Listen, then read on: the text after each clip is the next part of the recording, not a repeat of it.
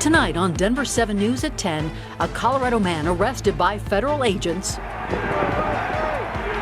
accused of dragging a police officer during the violent attack on our nation's capital. What we know about his life, background, and connections here in Colorado. Plus, ready to ramp up COVID vaccination efforts. We need more action, and we need to move fast. A large-scale clinic will give out 1,000 shots in Denver this weekend. Why it's just the first step in a much bigger plan across Colorado. And a regular customer makes an extraordinary gesture. This country is the most generous country in the whole world. Only here they didn't leave us just like that. Staff at one Estes Park spot are astonished by this incredible act of selflessness. And we start tonight with some quite literally positive news. The percentage of coronavirus tests in our state coming back positive, back below 5%. That is reason to celebrate, my friends. Staying under 5 is a goal for Governor Jared Polis. He says our state's aggressive approach and Coloradans' commitment helping bring case numbers under control. And it took a huge effort for us to get here. The state shut down indoor dining for weeks in many counties to slow the spread. Many of those businesses are still limited to 25% capacity. And while it is good news here, it's a much darker picture across the country tonight. The COVID tracking project says nearly 4,000 Americans died today because of the virus. Good evening and welcome to Denver7 News at 10. I'm Ann Trujillo. And I'm Shannon Ogden. Glad you're with us tonight. Masks, hand washing, social distancing, it all matters in slowing down the virus. But the end game here is getting people vaccinated. We have seen targeted efforts in Colorado vaccinating small groups at a time, and so far, nothing on a large scale. Well, this weekend, however, that all changes with a vaccination clinic at Coors Field. And to be clear, you can't just show up Sunday and get a shot. UC Health is sending out invitations to about 1,000 people. Staff says this is more or less a practice run to help them prepare for even larger clinics in the weeks and months ahead. President Biden signaled that mass clinics will be one part of his plan to speed up vaccinations across the U.S. And again, don't show up at Coors Field on Sunday unless you have been invited to get a shot. And listen, we didn't really need researchers to tell us this because plenty of you already have. There's a lot of vaccine confusion right now. A survey by the Kaiser Family Foundation reports 60% of people say they simply don't have enough information on when they'll be able to get a shot. And 55% say they need more details on where to go to get vaccinated.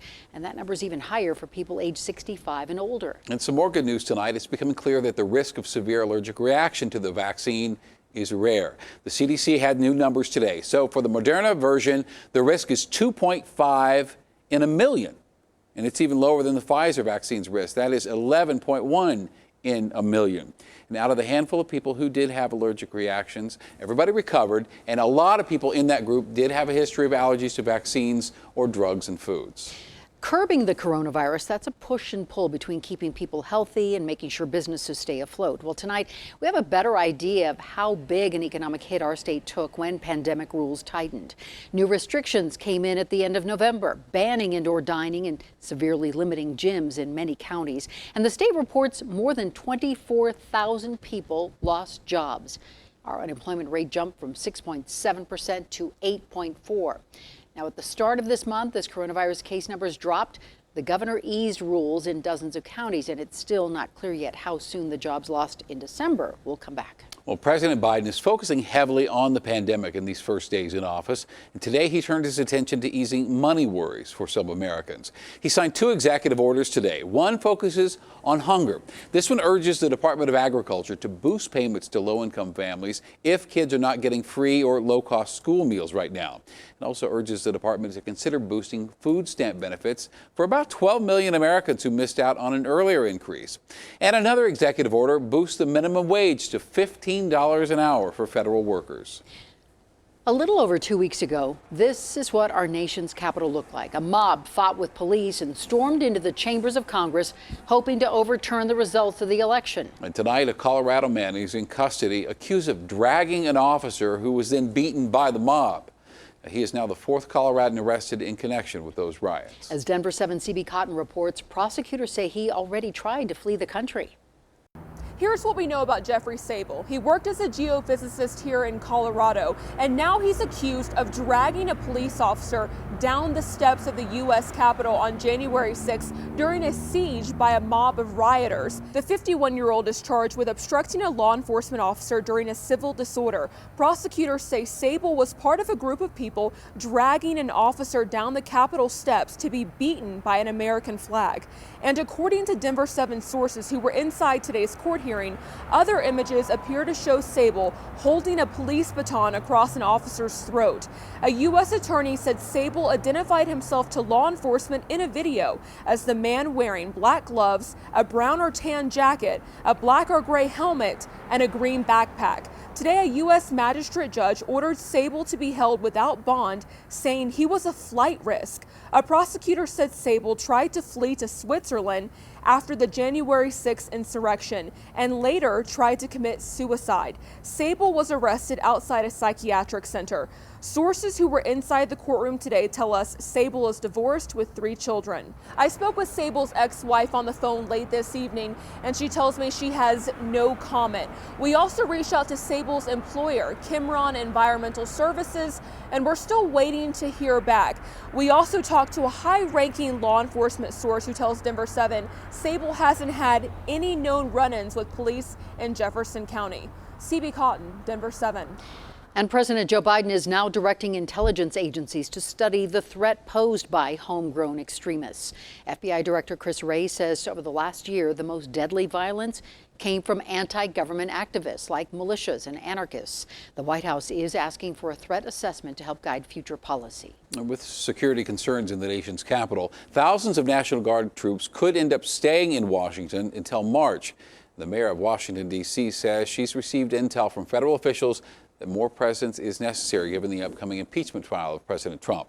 And today, lawmakers from both parties expressed outrage over this. Pictures showing troops sleeping in a parking garage. The National Guard and Capitol Police are now ensuring that these troops will have an appropriate place to rest off duty. The Senate impeachment trial of former President Trump will start the week of February 8th. And today, Senate Majority Leader Chuck Schumer laid out the timeline. So on Monday, the article of impeachment will be walked over to the House. The next day, senators who will act as jurors will be sworn in. House managers and Trump's legal team will have time to prepare. And then the week of February 8th, the Senate trial will begin. For the first time in 3 decades, Colorado public school student enrollment dropped year over year. And this is, of course, a direct impact of the pandemic.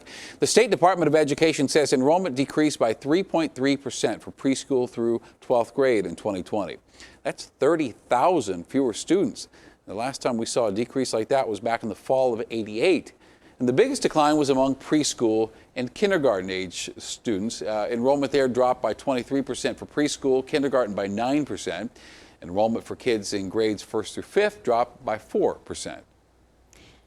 So there's little doubt servers are struggling at the moment. COVID rules mean fewer customers and smaller tips. But as Denver7's Gary Brode found out, staff at one Estes Park spot are overwhelmed tonight with gratitude after a regular stopped by and did something extraordinary.